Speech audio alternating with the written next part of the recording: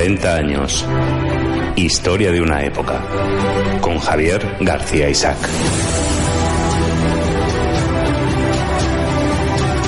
Pues estamos en 40 años, historia de una época, y hoy con un invitado muy especial, con Luis Eugenio Togores. Hoy vamos a hablar sobre cómo Franco llega a la jefatura del Estado.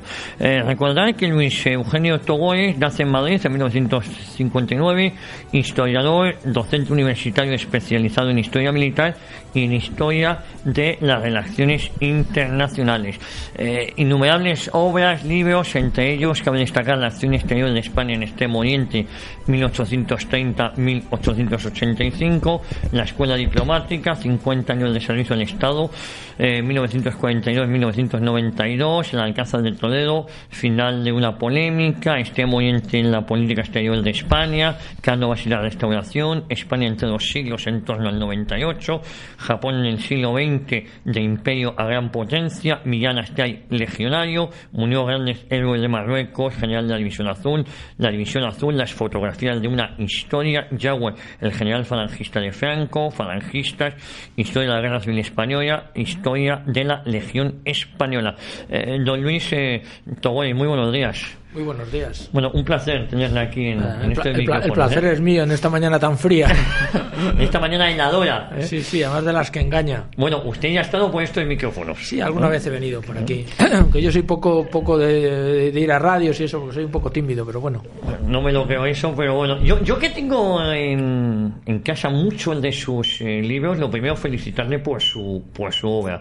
La gran mayoría de ellos son magníficos, algunos con fotografías inéditas, algunos son auténticamente espectaculares. Bueno, es que mi trabajo es ese, es decir no tiene mucho mérito, porque realmente cuando un profesor universitario no solamente le pagan por dar clases, sino por hacer este tipo de cosas, con lo cual no hago más que cumplir con la obligación mía y de todos los universitarios que somos docentes. Fíjese que cuando estábamos buscando un personaje para realizar este programa, enseguida sobre la mesa con nuestro amigo Carlos Chinchilla salió su nombre, el de Luis Togores. Claro, pero es que Carlos ha sido alumno, ha tenido la desgracia de ser alumno mío, que eso es una desgracia como otra cualquiera. Bueno, la mayoría de los alumnos que han sido suyos y que pasan por aquí solo hablan a maravillas. Eso no quita que no tenga usted fama de duro, ¿eh? Bueno, la verdad es que no lo soy. Ya me gustaría, pero no. En el fondo, además, con los años uno se va haciendo mucho más comprensivo. Bueno, yo creo que hay una faceta poco conocida, ¿no? Que es como Franco llega a esa jefatura del Estado. Todo lo que rodea a todos esos hechos, y yo creo que es de gran interés. Sí, porque yo creo que primero la figura de Franco está muy deformada tanto entre los enemigos que tiene, que son acérrimos e irracionales, y entre los partidarios que también en muchos casos son acérrimos y también irracionales. Es decir, porque hay que reconocer que evidentemente históricamente es una gran figura histórica, tiene un peso enorme, y la importancia que tiene la historia, bueno, pues sobre todo cuando hace relativamente poco tiempo. Claro, yo nazco, por ejemplo, como has dicho, en el año 59, es decir, que yo parte de mi vida ha sido con el franquismo, la gente joven no, pero la mía sí. Pues evidentemente te obliga a tomar una serie de posiciones que la figura de Franco, ya sea un gran hombre malo o un gran hombre bueno, pues evidentemente se sigue proyectando sobre la sociedad española, y eso lleva a una cierta deformación que bueno, que yo creo que lo hace interesante y que le sigue haciendo estar, como dicen ahora los modernos, en el candelabro, ¿no? En el candelero, ¿no? Y yo creo que es interesante. Pero, profesor, hay una cosa que no deja de llamar la atención antes de que nos metamos en profundidad en el tema, y es cómo por parte de sus enemigos ha sido denostado, criticado, pero yo creo que además con un arma de doble filo, porque claro, le tachaban de inútil, de tonto, de entre comillas, todo esto. Entonces, claro, si a mí me vence un enemigo, yo lo que deseo es que sea el más listo del mundo, el más inteligente, el más echado para adelante. No, pero aquí el propio enemigo le considera tonto, todo casual, todo. Entonces, claro, ¿quién es más tonto? ¿El que gana o el que se ha dejado ganar por un tonto, no? Yo creo que hay un cierto, precisamente lo que decíamos, un cierto grado de visceralidad irracional. Vamos a ver, en la historia me da igual que hablemos de Napoleón, de Hitler, de Stalin, de Churchill, de Felipe González Zapatero, de Rajoy o de Aznar. Evidentemente son personajes de una cierta calidad histórica. Porque si no, no habrían llegado. ¿Dónde han llegado? Que tengan una parte de luz y otra de sombra, sin lugar a dudas. Pero evidentemente no son gente normal, porque no llegan al poder y además lo mantienen y hacen lo que hacen. Es decir, que son gente que no se puede caer en no, es que Zapatero era tonto. O sea, era el más listo del Partido Socialista, que en aquel momento era el más votado de España. Algo tendría. Sí. Estuvo 8 años además. Claro, por eso te digo que los historiadores tenemos que, en cierta forma, transmitir algo de sentido común. Y en el caso de Franco tiene razón. Es decir, no, es que era un mal militar. Bueno, pero gana la guerra. No, era un político nefasto. Bueno, pero gobierna 40 años, no entramos en la guerra mundial.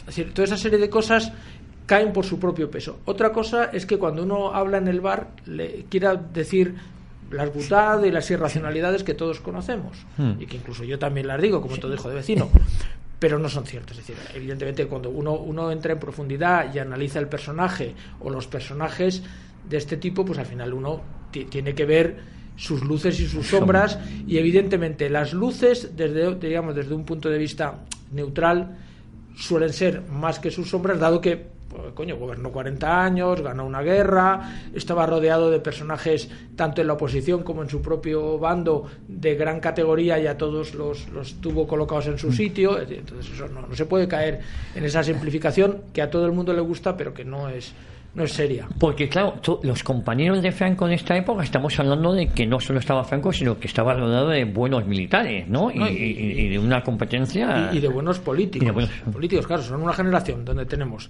señores de la categoría. Bueno, vamos a empezar por los enemigos. Santiago Carrillo, Largo Caballero, Negrín, Indalecio Prieto, pero luego Don Juan. Es decir, pero luego tenemos gente como Yagüe, Moscardó, Asensio Cabanillas, Carrero Blanco, Quindelán, Orgaz.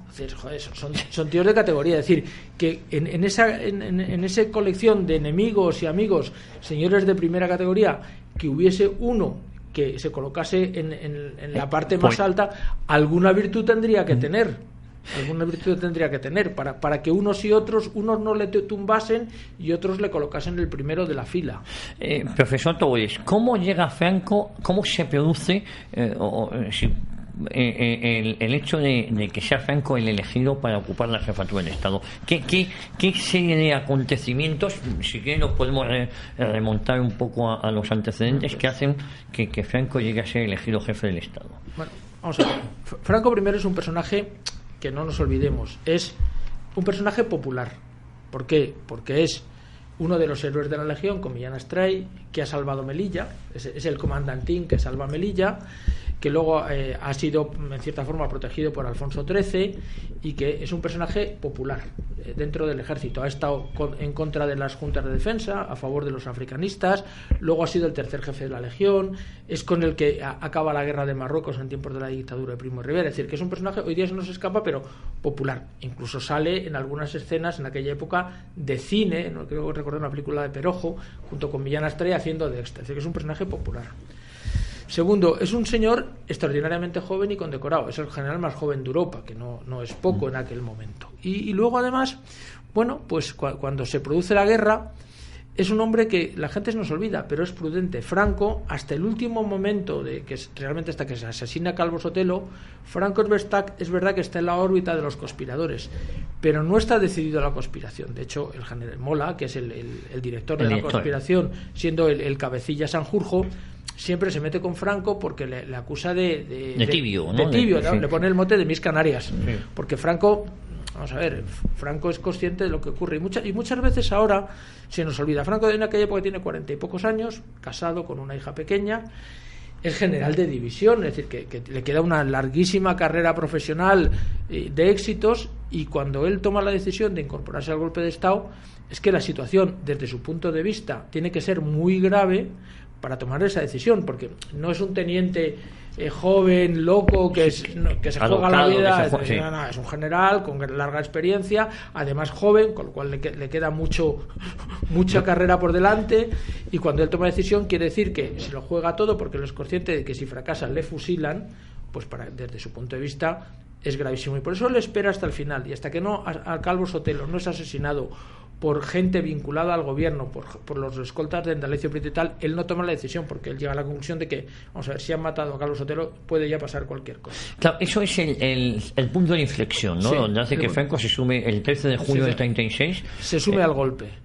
Porque había gente como Yagüe que ya estaba sumado, pero Yagüe era teniente coronel, que es una cosa muy distinta. Este era general de división. Y Franco era tan popular en los años 30, 20, 30, quiero decir, un personaje cercano, un personaje del que se hablaba en la calle, un personaje... Hombre, digo, para entender también que muchas veces se nos Franco escapa, ¿no? es el héroe de Marruecos, uno de los héroes de Marruecos, y es el que ha salvado Melilla, que siempre se nos olvida. Claro, hoy día la salvación de Franco en Melilla se le da poca importancia, pero en aquel momento fue una convulsión terrible.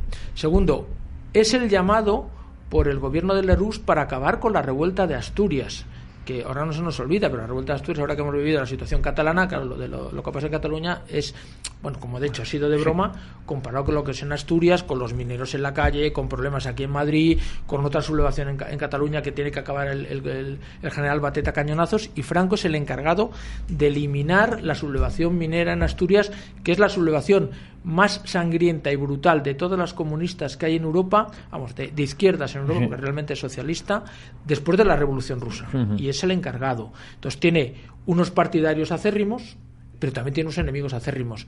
Y luego es un hombre, bueno, pues que va a ser el director de la Academia de Zaragoza, quedando en la Academia de Infantería, es decir, que es un hombre razonablemente popular. Evidentemente no es Mario, ¿sabes?, ninguno de los actores de cine, es decir, no es Jorge Negrete, pero bueno, lógicamente es un personaje popular y que tiene su público. De hecho, en algunos momentos pues se piensa incluso que se presente al Parlamento, etcétera, etcétera. Es decir, que si es un hombre, digamos, que es un tío conocido dentro de los círculos de la política española de la época, sobre todo en una época donde hay mucha menos gente conocida. Ahora sales en un programa de tómbola y te conoce todo el mundo. En aquella época que alguien te conociese era mucho menos complicado. Había menos gente conocida y era más difícil de conocer, y además tenías que hacer más mérito. Y Franco es conocido.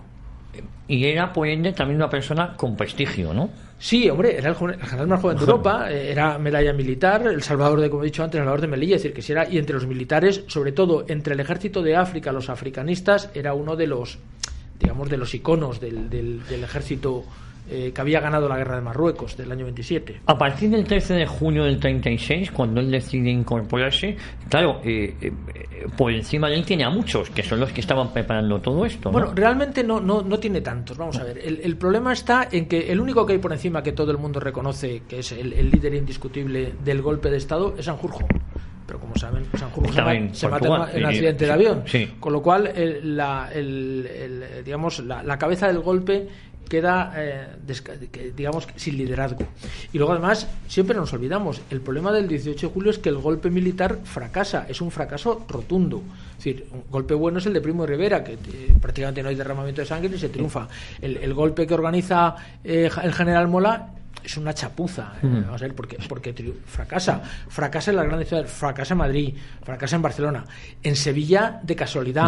Fracasa en Valencia, fracasa en San Sebastián, fracasa en Bilbao. Es decir, que realmente si uno hace un balance y dices, oye, vaya desastre. Lo que pasa que la situación es tan grave que, sobre todo en los sitios donde triunfa, que es en el sur de España, en Sevilla y el ejército de África, va a convertir eso en una guerra civil, digamos, por decisión de los que se sublevan y por falta de decisión y de capacidad realmente política y de, vamos a llamarle, de represión de los que están en el gobierno, para que aquello no degenere en una guerra. Pero, ¿y qué es lo que degenera? Pero Franco es digamos, es uno de esos escasísimos líderes que tiene el golpe, porque la mayoría de los generales, se nos olvida, están con la República. Son poquísimos que está con el golpe de Estado y con el alzamiento militar. Uno es Franco. Bueno, usted ha comentado aquí al general Batet, que fue el que paró el golpe de Estado en Cataluña, que luego sería fusilado, si no me equivoco. Porque Batet, que está en Burgos, no se une al golpe y lo fusilan. Claro. Es decir, Batet, que no era, teóricamente no tenía que haber sido un hombre dudoso, mantiene fiel a la República y le cuesta la vida. Le cuesta la vida, aunque hay intentos de salvarle la vida, pero al final es fusilado precisamente por su indecisión. ¿Cómo va subiendo, cómo se acerca Porque Franco es proclamado jefe del Estado ¿en qué año? ¿En qué circunstancias? Es el 28 de septiembre del 36, es decir, al poco de empezar la guerra. Pero por acudir, sí. El bando nacional está dividido geográficamente en dos lados. Por un lado está Mola, que está en toda la zona de Navarra, luego está Burgos, Zaragoza, etcétera, donde está también Cabanellas. Es decir, que en la parte norte hay un lado donde hay una parte de los nacionales, Galicia, y luego hay otra parte que es el sur. La clave fundamental de Franco es que está en el sur, y en el sur además tiene la fidelidad de lo que son las mejores tropas, que es el ejército de África. Y luego una cosa que normalmente se nos olvida: ha logrado, por una carambola del destino, que Hitler, que no estaba dispuesto a apoyar el golpe de Estado porque ha fracasado, logran una serie de miembros del partido nazi que están en el Marruecos español, van a visitar a Hitler a Beirut, al gran centro de ópera wagneriana, y allí le convencen de que ayude a los sublevados, que les dé fundamentalmente armamento.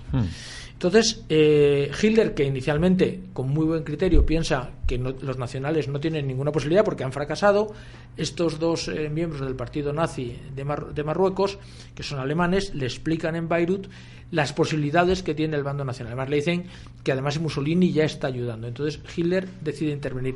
Y decide intervenir con una de las claves iniciales del éxito de Franco, y es que decide que la ayuda alemana va a ser canalizada a través del ejército de África, es decir, que va a ser canalizada a través de Franco. Ese es uno de sus éxitos. Y dos, que precisamente a través del ejército de África va a haber una cosa que a la gente no le da mucha importancia, y es que todos los reclutas musulmanes que se van a unir al ejército de África, es decir, los que integran los regulares, los tiradores de Ibni, las mejalas, todos esos también se canalizan a través de Franco. Entonces, esas son dos, es decir, el ejército de África, la ayuda alemana y el apoyo de una vivero enorme de tropas musulmanas que van a ser fundamentales en la guerra, eso lo canaliza Franco. Que eso va a ser una de las bazas que tiene cuando luego en Salamanca, en septiembre, se decida quién va a ser el jefe de los nacionales. Porque no estaba al principio claro que fuera a ser Franco ese jefe de los nacionales, ¿no? No, y además él tampoco lo tenía claro, es decir, siempre se ha dicho que Franco tiene una enorme ambición de poder. Bueno, yo creo que cuando ya es jefe de los nacionales ejerce como todo general al mando el poder de manera, no sé llamarle, no absoluta, sino total, como se esperaba. Pero cuando se está discutiendo quién va a mandar, Franco él no se postula candidato. De hecho, hay una escena que se conoce con bastante detalle, y es que la primera reunión es el 21 de septiembre y luego cuando se le nombra es el 28. Hay una semana de separación y Franco en esa semana está en Cáceres, en el Palacio de los Golfines, y allí, bueno, pues más o menos se ha postulado, pero él no se decide a presentarse como candidato. Y entonces su primo Nicolás viene de Portugal, donde ha estado hablando con los embajadores portugueses, alemanes, etcétera, y viene con la misión de convencerle de que acepte la candidatura. Entonces, ahí en el Palacio de los Golfines también está Yagüe, que es teniente coronel. Entonces le dice a Yagüe Nicolás: oye, habla con mi primo, porque se tiene que decidir, y si no se decide él, entrará otro. Habla tú con él, con el que tienes confianza. Entonces Yagüe entra, que era un hombre bastante llano y le sacaba dos cabezas a Franco, y un hombre, aunque era teniente coronel, pues de prestigio, y le dice: mi general, vamos a ver, si no te decides, nombraremos a otro y por tanto quedarás separado. Entonces tienes que decidirte. Entonces el día 28, cuando se produce la segunda reunión en el aeropuerto de San Fernando, Franco se decide, pero se decide porque primero tiene el apoyo de algunos generales, pero tampoco es que hay otras opciones. Porque claro, yo te quería preguntar cuáles eran los rivales, si se puede decir esta denominación, que tenía Franco en esta reunión del 27 de septiembre, del 28 de septiembre. Vamos a ver, el principal enemigo que tiene es Cabanellas. Pero Cabanellas es un general muy mayor, ha sido fundamental en Zaragoza, pero es muy mayor, además es masón. Y sobre todo es muy mayor. Y Cabanellas, que es consciente de todos los problemas que tiene, él lo que quiere es que haya una junta militar, que es lo que había hasta ese momento, desde la muerte de Sanjurjo, donde él, por ser el más antiguo, que eso nosotros no le damos importancia, pero entre los militares sí, era el de mayor graduación, el más antiguo, lideraría. De hecho, preside esa mesa, ¿no? Sí, esa reunión. Claro, ¿no? porque es el más antiguo. Claro, es un señor ya muy mayor. Entonces, él quiere que siga habiendo una junta militar, un gobierno militar, digamos, donde haya varias voces, porque él, siendo el más antiguo, va a mandar. Frente a ello, hay otros generales que podrían ser candidatos. Uno podría ser Queipo de Llano, porque es también general de división, pero Queipo de Llano es un hombre muy complicado, es republicano, ha participado en la sublevación del 34, es un hombre, en Sevilla se ha portado espléndidamente para hacer que Sevilla gane el golpe, pero es un hombre que no tiene tirón entre los militares. Y luego todos los demás, por ejemplo Mola es general de brigada, y aunque ha sido el director, a nosotros nos extraña, pero es digamos, un grado inferior, por debajo, y eso es importante. Y luego hay otra cosa también muy decisiva, y es que Quindelán, Orgaz, los monárquicos, sí piensan que nombrando a Franco, una vez que se gane la guerra, va a venir la monarquía. Entonces, ellos apuestan muy fuerte por Franco, porque piensan que Franco, que es gentilhombre de Cámara del Rey, va a ser la solución. Entonces, cuando se están todas esas indecisiones y Franco está dudando, al final el que acaba de decidir las cosas es Mola, porque vamos a ver, nosotros necesitamos un mando único, porque con el mando único se gana la guerra y con el mando compartido colegiado se pierde.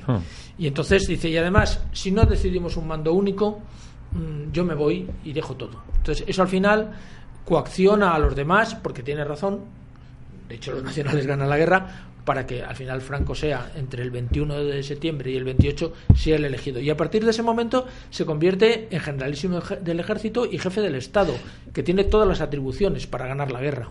Una pregunta, un detalle. Si llega a vivir Sanjurjo, ¿no hubiese habido ninguna duda de que era Sanjurjo el elegido o tampoco tiene por qué? Yo creo que hubiese sido Sanjurjo. Hubiese sido Sanjurjo, sí, ¿no? Sí. Yo también, sí. Hubiese sido Sanjurjo. ¿Por qué? Porque primero, Sanjurjo era el inductor del golpe, era general de división. Además, tanto Franco como los otros generales habían servido a las órdenes de Sanjurjo. El que manda la salvación de Melilla es Sanjurjo. Cuando Franco es comandante, el que manda es Sanjurjo. Y era, digamos, en cierta forma el líder. En el año 32 también había intentado. La intentona de la Sanjurjada. Es decir, que yo creo que hubiese mandado Sanjurjo.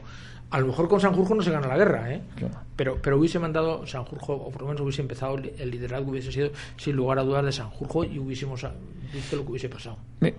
Comentabas que una vez que Franco es elegido jefe del Estado, jefe de gobierno, yo creo que todo generalísimo de los ejércitos, claro, el mando se unifica y luego faltaba la unificación política, ¿no? Hablamos de que aquí había ya una unificación militar. Hay una unificación militar, pero vamos a hacer una... ¿Qué pasa en la República? O sea, en la República, primero, han tenido varios presidentes de gobierno que en 24 horas ninguno ha querido hacerse cargo, que es Giral, etcétera. Cuando llega Largo Caballero, que Largo Caballero yo creo que es un personaje que habría que valorar más de lo que está valorado, porque Largo Caballero tiene una virtud, es un socialista españolista, cosa muy rara, y por eso en el PSOE no cae bien. Es un... sí. Y en estos tiempos que cobran menos. Por eso pero efectivamente, podría estar equivocado, pero tiene una visión de España. Una visión de España, ¿no? Entonces, Largo Caballero, uno de los problemas que tiene la República es que no hay mando único. Sí, él es el presidente de la República, pero los comunistas están ahí con el Quinto Regimiento intentando dar la vuelta a la situación, como de hecho se harán con el control del partido, vamos, del gobierno republicano. Luego están los anarquistas que de hecho acabarán siendo masacrados por Negrín. Es decir, que el problema que hay es que, aunque teóricamente hay un presidente de la República, no hay un mando único, y eso dificulta enormemente la guerra. Es decir, cada vez que se hace una cosa hay que pactarla, hay que negociarla, hay intereses de partido frente a intereses nacionales. Eso con la llegada de Franco se acaba. Además, no nos olvidemos que falangistas y requetés son todavía dos núcleos de milicias relativamente pequeños. Van a crecer mucho por la guerra, pero van a ser siempre milicias mandadas casi siempre por oficiales del ejército. Es decir, que el control militar y sobre todo el carácter, vamos a llamarle castrense, que tienen estas milicias frente a las de anarquistas y socialistas, bueno, pues les dan un talante especial que les hace relativamente fácil cooperar. Entonces, primero será eso. Segundo, Franco se hace con el control.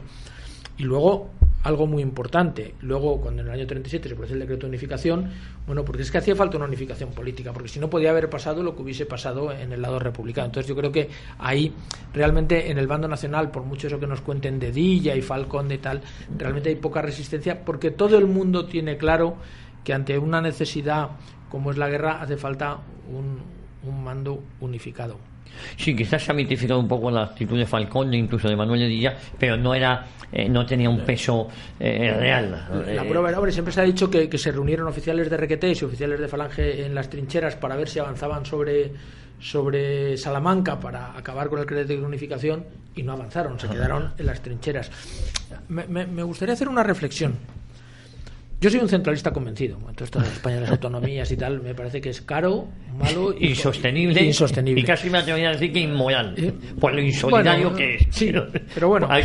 Pero cuando España ha tenido problemas graves, ha ido siempre hacia posturas centralistas. Es decir, ahora que estamos con los 450 años del Camino Español, de Flandes, llega el conde duque de Olivares y hace la unión de armas, que es precisamente eso, vamos a ver, entendámoslo, un Estado centralista donde dice cada una de las partes de la monarquía: oye, para mantener el Imperio Español todo el mundo tiene que contribuir equitativamente. Es decir, la sangre no puede salir de Castilla, porque el Imperio nos beneficiamos todos y todos tenemos que hacer. De hecho, la unión de armas no funciona muy bien, pero nos permite, que siempre nos olvidamos, que mantengamos Flandes hasta 1704, porque tenemos la idea que con Roquefort perdemos. No, señor. 1704. Es decir, de las 17 provincias mantenemos 10, las católicas de abajo, y los holandeses se quedan con 7 y las malas. Las ricas nos las quedamos los españoles hasta 1704, que llegan los Borbones y cambia todo. Pero luego, en 1715, llegan los Borbones y, como tenemos problemas, ¿qué hacen? Los decretos de nueva planta, que son de unificación del sistema, y es otra vez, porque cuando hay problemas hay que buscar hacia el centralismo, la unificación. Y cuando llega Franco en el año 36, se procede a un Estado centralizado, que es el que permite ganar la guerra frente a ese sistema caótico en todos los sentidos que supone la República. Es decir, que las 3 veces que España ha tenido problemas graves y ha logrado salir de esos problemas ha sido con 3 centralizaciones, es decir, Olivares, Felipe V, Francisco Franco, y la gente eso se olvida. Fíjate, es curioso y hay mucho, salvando las distancias, pero claro, la Revolución Francesa, si trajo algo, también fue el centralismo. Claro, bueno, de ahí viene en cierta forma, es el modelo. De hecho, no nos olvidemos que la mayoría de los modelos modernos que funcionan están inspirados en Napoleón, no en la Revolución Francesa, sino en Napoleón, realmente en el modelo que crea Napoleón Bonaparte. Yo soy muy bonapartista, a mí me parece que es el capitán del siglo. Sí, y quizás podemos hablar de una Francia moderna a partir de él, ¿no? Sí, que es la que existe, que es la que hoy día la que hay, sí, es decir, con los liceos, los institutos, etcétera. ¿Cómo seguimos avanzando en esto el día de septiembre y vemos que en la República existe un ambiente un poco caótico, a pesar de que el Largo Caballero estaba ahí, pero se le escapaba todo y no sé hasta qué punto el Largo Caballero tenía un poder real, ¿no? Más allá de lo más inmediato, ¿no? Bueno, Largo Caballero, vamos a ver, yo creo que era un hombre razonablemente bien intencionado dentro del Frente Popular. Sí. No nos equivoquemos. Él sí quiere modernizar y tiene las cosas claras, pero tiene una serie de amenazas. Por ejemplo, uno es que el Partido Comunista, que está intentando hacerse con el control de la situación. Está intentando hacer el control de la situación porque tiene un arma realmente fundamental. Es que la mayoría del armamento que entra para la República entra a través del Partido Comunista. Y entonces lo exprime. Y entonces, claro, como Largo Caballero no es partidario de que con ese instrumento de entrar el armamento controlado por los comunistas, eso suponga un poder político en el supuesto régimen democrático de la República, pues al final se lo van a cargar y van a poner a Negrín con la connivencia siempre de Indalecio Prieto, que es un personaje con muchas luces y muchas sombras. Entonces, eso por un lado. Luego, en la República hay, digamos, grupos muy distintos. Por ejemplo, los anarquistas tienen una visión totalmente distinta de lo que tiene que ser España, de la que tienen los socialistas y de la que tienen los comunistas. Allí sabes que está la famosa diatriba de hacer la revolución y luego ganar la guerra, o ganar la guerra y luego hacer la revolución. Los socialistas son partidarios y comunistas de ganar la guerra y luego hacer la revolución, no se sabe cuál, y los anarquistas no, piensan que ellos quieren hacer la revolución, que haciendo la revolución se ganará la guerra. Entonces eso lleva un choque verdaderamente brutal porque además no era una cosa nueva. Luego los comunistas están divididos en estalinistas y trotskistas. Todos nos acordamos lo que pasa con el POUM y cómo se los liquidan, con André Agnin y cómo son eliminados. Eso no pasa en el bando nacional. En el bando nacional todos los esfuerzos, evidentemente en un 99%, están encaminados al esfuerzo de guerra. Y eso, evidentemente, al final tiene su fruto. Su fruto es que se gana la guerra. Y luego también hay que reconocer una cosa, que hoy día, pues a veces queda un poco duro. Los mejores soldados están en el bando nacional. A pesar de que era menor numéricamente, ¿no? Sí, la tropa. Pero está mejor. Primero porque la tropa, digamos, es mucho más militar que la de la República. La de la República, evidentemente, es una tropa, es un ejército revolucionario con las virtudes y los defectos. Los valores castrenses que tiene el ejército, pero que también tienen los requetés y tienen los falangistas, se nota en ciertos valores. Pero luego es que los jefes, los mejores, aunque son numéricamente menores, están en el bando nacional. Aquí, bueno, yo creo que en el bando republicano realmente hay algún jefe destacado. Por ejemplo, a mí me parece Miaja es un personaje muy atractivo, porque el único general que realmente gana Franco es Miaja, porque es el que mantiene Madrid y la defensa de Madrid. Rojo, sin embargo, que ahora está muy de moda, Vicente Rojo, pues, hombre, a mí me parece un perdedor de batallas, porque todas las batallas que da las pierde. Entonces dices, bueno, entonces es que era un gran estratega. Pues bueno, no se le nota. Imaginémonos un gran corredor de 100 metros lisos que siempre quedas el último. Pues es que corre muy bien ya, pero queda el último. A lo mejor sería mejor que tuviese menos estilo, pero para ganarse las carreras. Entonces yo ahí sí creo que está Miaja. Hombre, y luego hay algunos jefes de milicias de cierta categoría, el campesino, etcétera, etcétera. Pero los grandes soldados están en el bando nacional. Está Franco, pero luego está gente como Dávila, está como Orgaz, está como Quindelán, está como Yagüe. Yagüe es un táctico y un estratega de primera fila. Es el primero que hace la Blitzkrieg de verdad en la historia, en los combates de Aragón. Entonces, eso también se nota, ¿no? Es decir, se tiene buena tropa, pero luego también se tienen unas cabezas militares de gran categoría, que ahora se han querido, como decías tú, es que eran tontos. Bueno, ya, son tontos, pero ganan la guerra. ¿No? Y hablando de estos militares, claro, el primer puente aéreo es decisivo, ¿no? El trasladar esas tropas africanas de élite que conseguir que lleguen a la península es el primer puente aéreo, ¿no? De la historia militar, ¿no? Claro, pero es que nosotros nos olvidamos, muchas veces tenemos, los españoles, ya sabes que somos los grandes enemigos de nosotros mismos. O sea, el primer desembarco aeronaval verdaderamente victorioso y exitoso es Alhucemas. Los ingleses lo habían intentado y se habían metido una torta de alivio en Galípoli. Nosotros lo hacemos en Alhucemas y sale bien.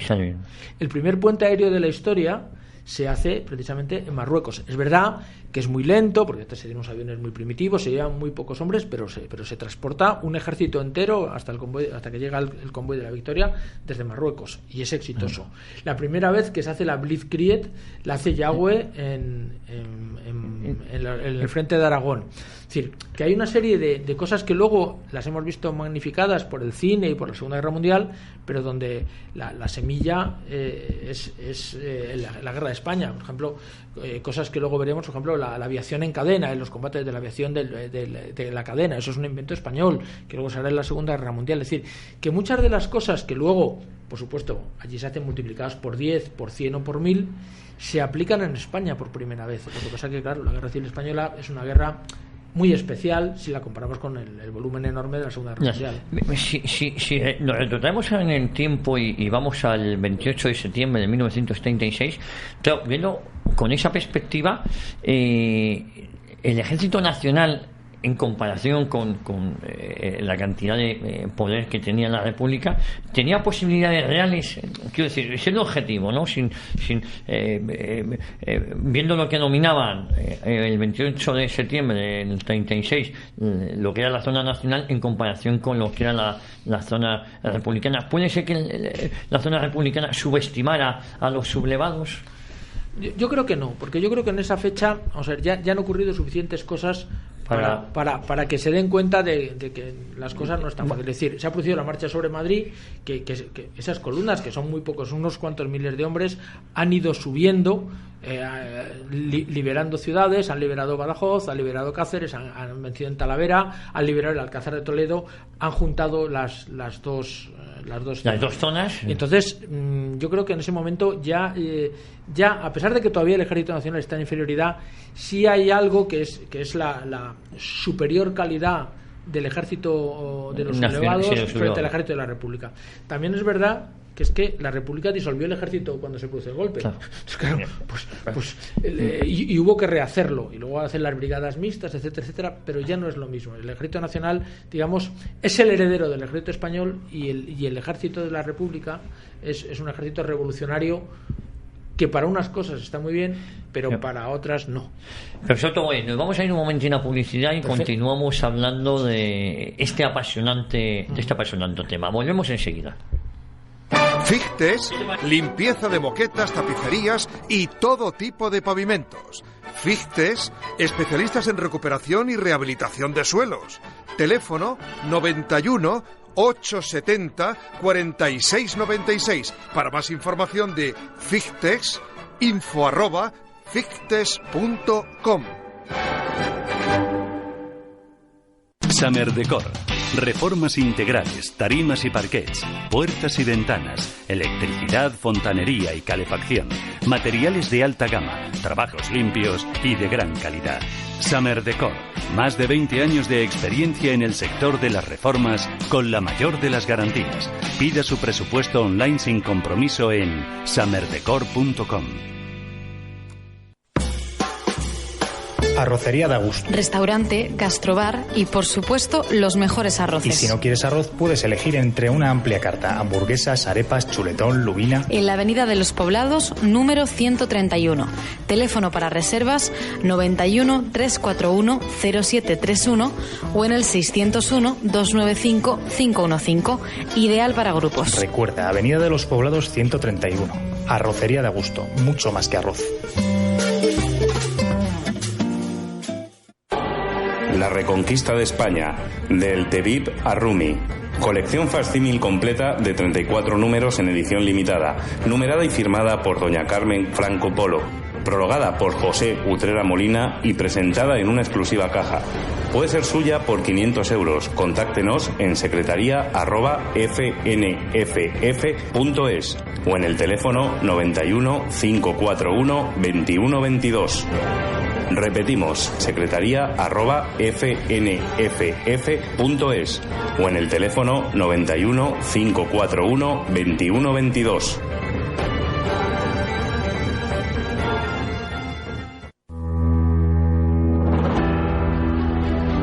Pues seguimos en 40 años en Historia de una época hablando con el profesor Luis Eugenio Togores, que posiblemente sea de los historiadores más preparados cuando hablamos de historia militar, ¿no? Y de historia de relaciones internacionales. Bueno, yo tengo muchos compañeros que saben mucho más que yo, ¿eh? Bueno, no sé qué decirle, pero de historia militar, yo que he tenido la oportunidad de leer sus libros, me apasionan.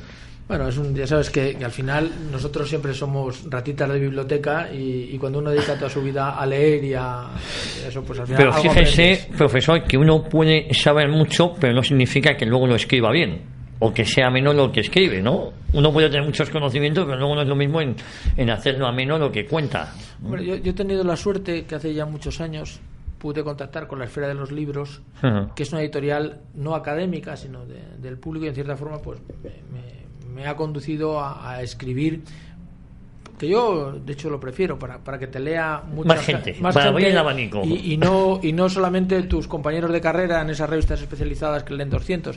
Yo la verdad es que siempre estaría muy agradecida a Imelda Navajo porque me dio la oportunidad de poder escribir para mucha más gente, que no para una cosa, ese mundo académico que tenemos que es muy cerrado. Yo escribo para ti, tú escribes para mí. Entonces yo creo que eso, yo creo que me ha ayudado a por lo menos intentar hacer una forma de escribir.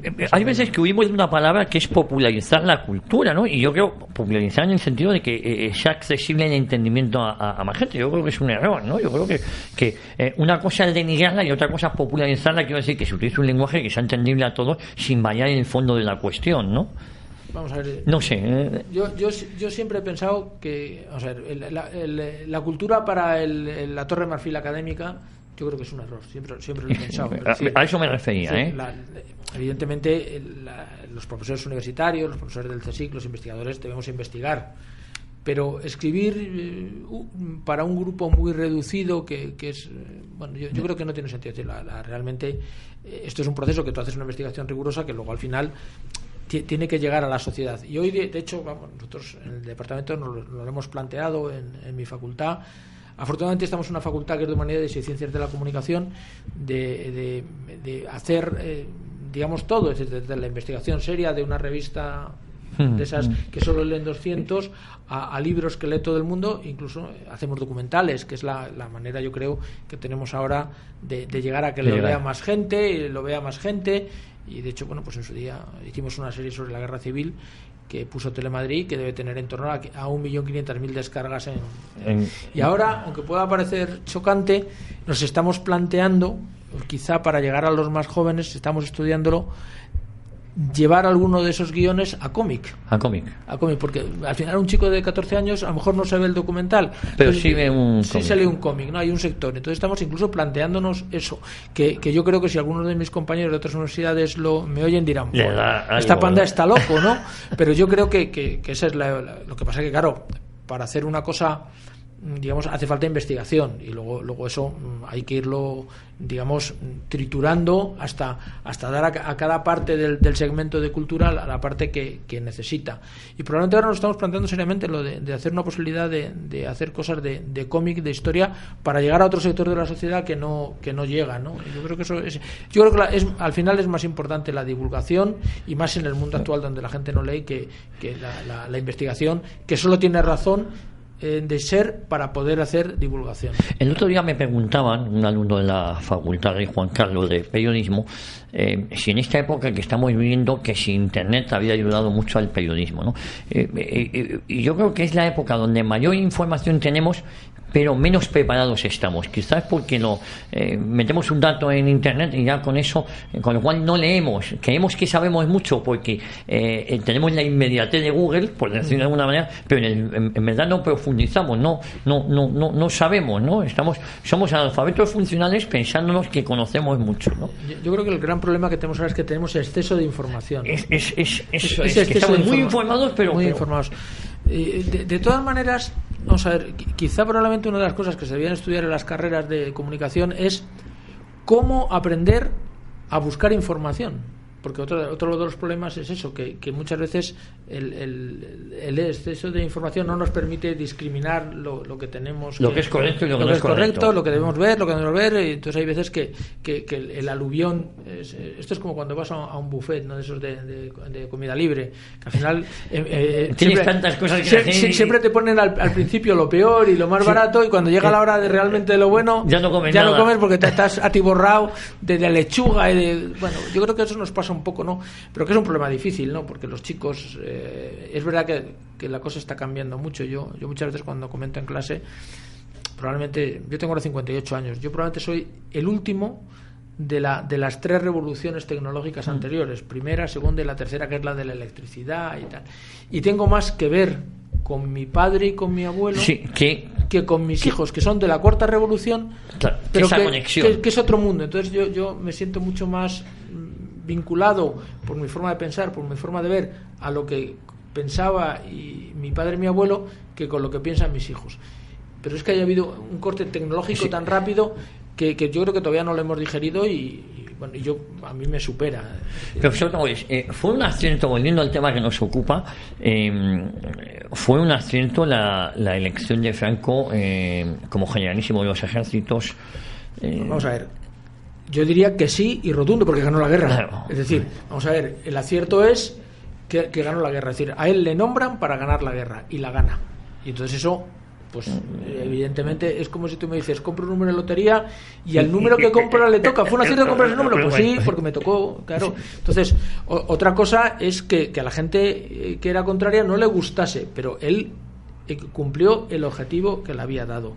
Y él llega a gobernar 40 años, evidentemente con las luces y las sombras de todo gobierno, como todos sabemos, muere en la cama, y lo que es una realidad es que España cambia, pasa a ser la octava potencia mundial industrial, de ser un país donde la clase media era insignificante, pasa a ser donde la clase media es la que realmente controla la sociedad, y donde además, que muchas veces nos olvidamos, él permite o diseña la desaparición de su régimen, dando paso a otro régimen que dura otros 40 años, donde los españoles hemos vivido, nos guste o no, en razonable paz y progreso, de tal manera que el matrimonio Franco-Juan Carlos I nos ha dado 80 años de paz y progreso que nunca en la historia de España lo habíamos tenido. ¿No es un error ahora atacar la figura de Franco o no reconocerle sus méritos como base de la sociedad que estamos viviendo ahora, o del desarrollo que hemos tenido con posterioridad y que ya empezamos con su régimen? Bueno, vamos a ver, yo creo que es una necedad. Sí. Primero, porque comprenderán que Franco murió en la cama y ya lo que le puedan decir no va a afectar a sus 40 años de gobierno. Es decir, eso había que habérselo dicho el 1 de octubre del 39. Es decir, ahora, en el 2017, comprenderán que a Franco, yo un día discutiendo con un profesor le dije, mira, yo si quieres, si a ti te hace feliz, te digo dónde está enterrado mi abuelo que hizo la guerra civil y vas y le escupes en la tumba. Hombre, no me hará gracia, pero comprenderás que a mi abuelo le va a dar igual porque murió siendo general, interventor general del ejército. Es decir, que o sea, si eso te hace feliz, es decir, que en el fondo es una necedad. Es decir, eso de intentar reescribir la historia, de quitar las calles, bueno, mire usted, eso es la venganza del enano que dicen en mi casa, ¿no? Porque realmente Franco, pues la historia ya le colocará en su sitio a él, bueno, y a Largo Caballero, a Negrín, que todos son personajes importantes y da igual lo que ahora digamos al final. Y yo creo que es un problema en el fondo de vacío de realmente de verdaderas soluciones para formatear una nueva sociedad para el siglo XXI que realmente no sabemos cómo va a ser nueva. Pues esas cosas. Otro día leía en el periódico, pues eso, de que no sé, en un pueblo que se llama El Puerto, que habían puesto la niña Jesús, mire usted. Sí. Había quitado al niño Jesús y habían puesto una niña. Sí, el problema es cómo arreglamos la sanidad, cómo acabamos con el paro, acabamos con la corrupción. Que usted me quiere contar, pues eso, de que en la calle no sé cuántos vamos a prohibir el tráfico, pues me parece muy bien, pero eso no, es un tema que no deja de ser noticia momentánea, pero y como son los de las quitas de las calles, las cosas verdaderamente importantes ya han pasado y no se pueden alterar, por mucho que usted quiera. Entonces, bueno, darle puñaladas a moro muerto, que es lo que hacen con Franco, bueno, pues puede tener un valor hoy día para la política estrecha y cutre que tenemos ahora, pero en el fondo es irrelevante. Comentábamos antes la figura de Prieto, ¿no?, en comparación con Largo Caballero, mientras que Largo Caballero tiene una visión de España. Claro, Prieto estaba considerado dentro del socialismo como el moderado Prieto. Claro, es curioso que los escoltas del moderado asesinaran al jefe de a uno de los jefes de la oposición. Esas son, ¿no?, las imágenes que nos han querido hacer, porque Indalecio Prieto es uno de los que prepara la regulación de Asturias del 34. Sí. Cuando la famosa descarga aquella de armamento en las costas de Cantabria y que no le cogen de milagro. Luego sus escoltas son los que se cargan a Carlos Sotelo, y es uno de los que ayuda traicionando a Largo Caballero para que entre Negrín, que es el prorruso. Es decir, que vamos a ver, la figura de Indalecio Prieto, Don Inda, es mucho menos defendible que la de Largo Caballero. Yo si tuviese que hacer un ranking, probablemente de figuras, por lo menos a mí, por atractivo y honradez histórica, me quedaría con Largo Caballero en primer lugar. Luego pondría a Negrín, que no engañaba a nadie, y a Indalecio Prieto lo pondría detrás. Y, sin embargo, en el ranking socialista primero va Indalecio Prieto, luego va Negrín y luego va Largo Caballero. Pues yo los alteraría, ¿no?, conociendo las biografías, ¿no? Largo Caballero, que era considerado el Lenin español, ¿no? Sí, pero sí, bueno, pero coherente. Sí, pero era coherente, era un hombre coherente y además un patriota a su manera. Un patriota a su manera. De hecho, por eso lo quitan, porque no acepta que desde Moscú le empiecen a dar órdenes. Entonces, bueno, pues evidentemente, y muere exilado y olvidado por los socialistas hasta hace poco, que lo han medio, porque ya les da vergüenza y lo han medio revitalizado, o rehabilitado. Pero durante años lo han tenido escondido porque no encajaba en el espíritu de la época. El mando único en el bando nacional fue decisivo frente a la diáspora, por decirlo de alguna manera, que se vivía en el Frente Popular. Sí, es lo que permite ganar la guerra, sin lugar a dudas. Se podrá discutir, porque claro, ahora es muy fácil, ¿no?, que a lo mejor algunas decisiones de Franco, pues yo que sé, dar la batalla del Ebro, una batalla tan larga, haber avanzado hacia Cataluña en vez de habiendo avanzado antes a Valencia, no haber liberado Madrid. Bueno, sí, pero al final hay una cosa incuestionable, es que se ganó la guerra, y eso es porque hay un mando único, hay un cuartel general que decide no solamente lo bélico, sino también la retaguardia. No nos olvidemos que aunque puede parecer mentira, durante la guerra se vivía mejor en la España nacional que en la posguerra. Sí, claro. Es decir, fue más dura la posguerra que los años de guerra. De hecho, en la zona nacional, corríjame usted, no había cantidad de racionamiento. Se tuvo que ir poniendo en solidaridad con la zona republicana, que sí que había, ¿no? Y cuando entró, y cuando digamos ya toda España se unifica el 1 de octubre, pues nos encontramos que sí empieza a haber racionamiento, porque la entrada en bloque, sobre todo de toda la zona industrial de Cataluña, Valencia, etcétera, desequilibra el sistema económico que habían creado los militares durante la guerra. Entonces sí empieza una época durísima para los españoles, ¿no? Y no es menos cierto que la peseta del bando republicano no tenía valor en comparación con la peseta del bando nacional, ¿no? Sí, pero también es cierto que la peseta nacional vale más, sobre todo pues según va avanzando la guerra, porque la gente valora ideológicamente y las posibilidades de éxito de los nacionales. Es decir, al principio la República valía más, sobre todo porque todo el oro está en la República. Luego, según los nacionales van ganando la guerra y ya se va viendo que la van a ganar, pues evidentemente la gente apuesta siempre por el ganador. Y luego además, no nos olvidemos, es que hoy día parece que no, pero la mayoría de las naciones de la época eran favorables a Franco. La Italia de Mussolini era favorable a Franco, la Alemania de Hitler, Inglaterra era favorable a Franco, las clases conservadoras apoyaban a Franco, Irlanda, las clases conservadoras de Estados Unidos apoyaban a Franco. Es decir, bueno, ¿quién no la apoyaba? México, vale, bien, la URSS. Pero la mayoría de los países se dan cuenta de que la opción es la España nacional y por eso la reconocen. Otra cosa es que, claro, después de la derrota del Eje, como la España de Franco se había alineado con el Eje, pues queda estigmatizada. Pero hasta el año 39 y prácticamente a partir del año 37, todo el mundo civilizado está a favor del bando nacional. ¿Cuál es el punto de inflexión? ¿Cuál es la fecha donde ya se ve claro que la victoria va a decaer de parte de Franco, del bando nacional? ¿Hasta mediados del 37 o...? Yo creo que es en el verano del 37, en Brunete. En Brunete yo creo que ya es evidente que la República ha perdido, porque se supone que lanza la gran contraofensiva, sí, para inclinar la balanza. Queda en tabla, ¿no? Esa gran ofensiva al final. Sí, queda parada y además ya cae el frente norte. Y a partir de ese momento ya es una cascada. Sí, una cascada de victoria tras victoria, con intentos siempre de frenar el avance nacional, pero de hecho, es decir, yo creo que en un año, de los 3 años de guerra, el primer año puede haber una duda, pero a partir del verano del 37, de la batalla de Brunete, ya está claro que van a ganar la guerra los nacionales. Franco está muy presente en el seguimiento de la guerra, quiero decir, forma parte muy activa de los frentes, está muy encima de sus generales, está muy encima de las batallas, está muy encima, o delega en exceso.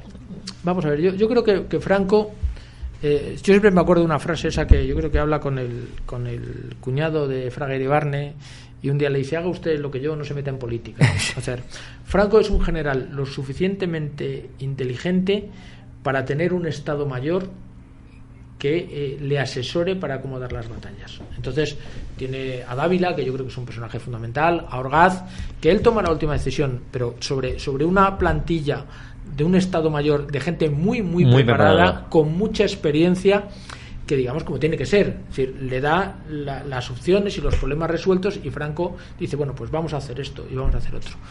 Yo creo que entonces no es un general iluminado como Napoleón, sino que es un señor que tiene un Estado Mayor ya moderno y que sobre ese Estado Mayor ejerce como comandante en jefe, pero evidentemente apoyado en una serie de militares de primera fila. Entonces, la ayuda internacional fue... Y Franco hacía caso a ese Estado Mayor, a esos generales. Sí, sin lugar a dudas. Hombre, al final tenía la última palabra, porque para eso era el jefe, pero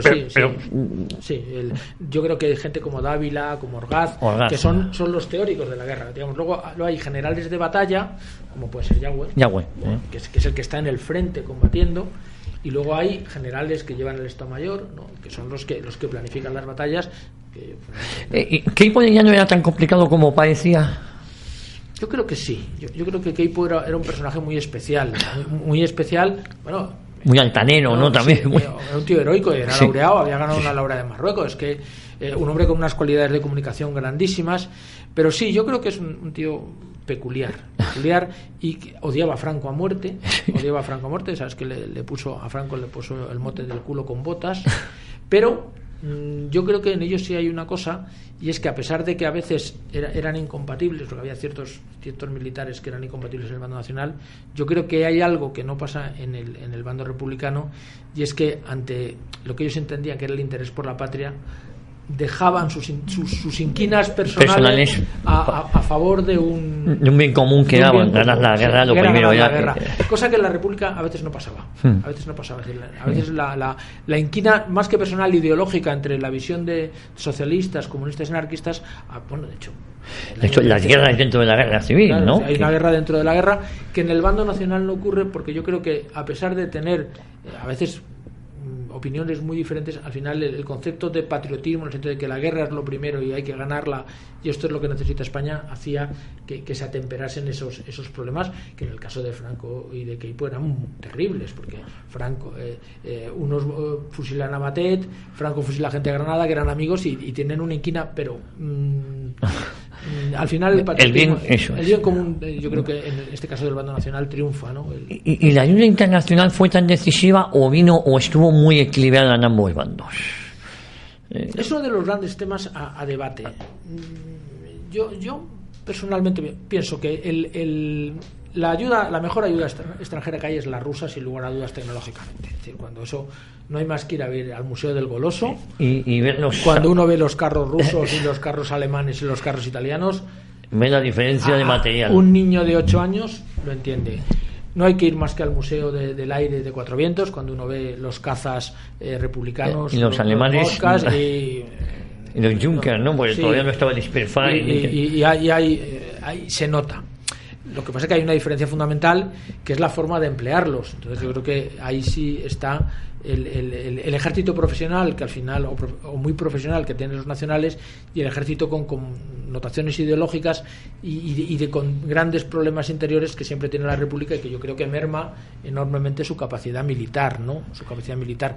De hecho, al final de la guerra hay más T-26 rusos en el ejército nacional que en el ejército republicano, porque los nacionales los capturaban intactos y los ponían otra vez en uso. Bueno, eso es muy muy significativo, ¿no? Muy significativo. Y luego la ayuda, hombre, pues yo creo que la ayuda fue muy, yo creo que muy equilibrada, no hubiese sido decisiva, no, al estar tan equilibrada. Al final la guerra, a pesar de la ayuda extranjera, la luchan soldados españoles en un bando y en otro. Y lo que decide la guerra es esos soldados españoles que se enfrenten. Y quizá la frase de Yagüe, cuando la dice en el Ebro, dice: los mejores soldados del mundo son los soldados del Ejército Nacional, y los segundos mejores del mundo son los del Ejército Republicano. Entonces es una guerra terrible y durísima, y donde yo creo que el equipo no resultó determinante. Al final las guerras las ganan los hombres. Es como si ahora, aunque sea una comparación tonta, ¿quién es más rico, Brasil o Suiza? Sin lugar a dudas, Brasil. Tiene inmenso y tal. ¿Y qué país es más rico? Suiza. Porque en uno hay brasileños y en otro hay suizos. Porque lo que marca son los habitantes, no el territorio. Usted lo sabe bien, eso se decía también de Japón y Argentina. Yo cuando estaba estudiando se decía que es más rico Japón o Argentina, ¿no? Es mucho más rica Argentina, pero es más rico Japón. Está lleno de japoneses. Pero aquí pasa lo mismo. Es decir, el material ayuda, pero al final lo que es determinante es cómo se hace la guerra un bando y otro. Pues profesor Togores, Luis Togores, ha sido un placer tenerlo aquí en este programa que se nos ha quedado corto, en este programa de 40 años en Historia de una Época. El tiempo pasa muy rápido. Yo le tengo que guiar para hacer otro programa, ¿eh? Yo soy chica fácil. Fuera de la antena vamos a ver a qué otro programa viene. Ha sido un placer escucharle y que hoy compartirá con nosotros estos 40 años de Historia de una Época. Espero que a sus oyentes les guste tanto como haber estado a mí aquí. Seguro que sí, como a mí también me ha gustado. Y a todos ustedes, ya saben que les esperamos la próxima semana aquí en Radio Ya, en Historia de una Época, en 40 años, Historia de una Época. No falten.